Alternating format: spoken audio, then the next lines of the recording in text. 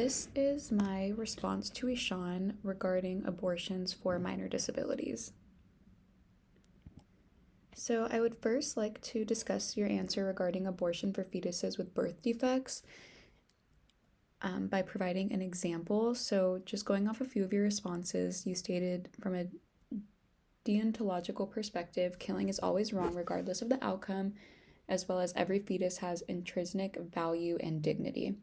So, just by providing an example, anencephaly is a condition where a child is born with an underdeveloped brain and incomplete skull, where the child will only survive hours to a few days max once it is born.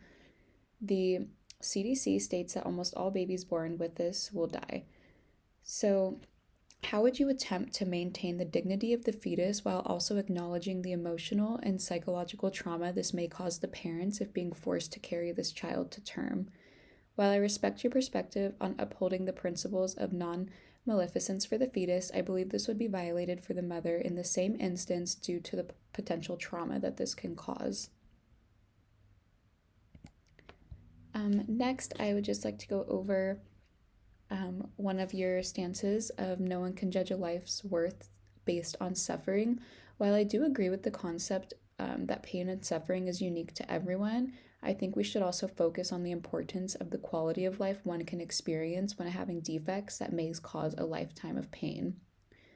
In the bioethics text, Louis Vaughan states a utilitarian argument for abortion can also appeal to the quality of life for the infant or child. By this reasoning, abortion may be acceptable if the fetus is likely to be born with severe defects. I do not necessarily believe that if you do hold this belief that we are saying that life is not worth living at all if born with a disability. I do see that there is a potential message this can send out to society, but like I said, I do believe the quality of life should also be considered, and that is a case-by-case basis.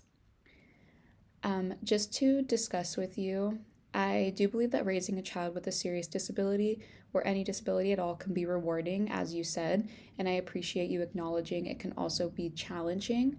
What would you recommend for assisting parents who have children with disabilities to make things easier in terms of treatment, therapy, and medication that comes along with that?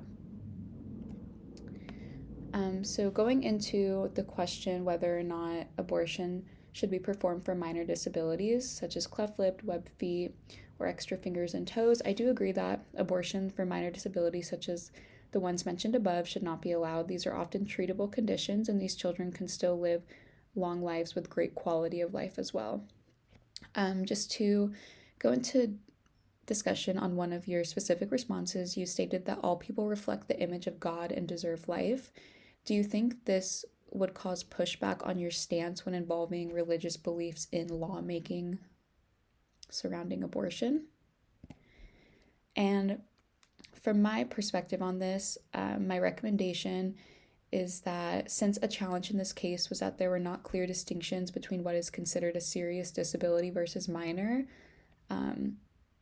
so abortions were left to the provider's discretion, I believe more clear laws should be made so there is a mutual understanding for everyone involved, as well as making treatment more accessible and affordable, since finances are often a point of concern.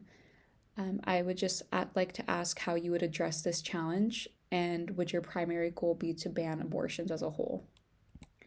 These are my references, and thank you.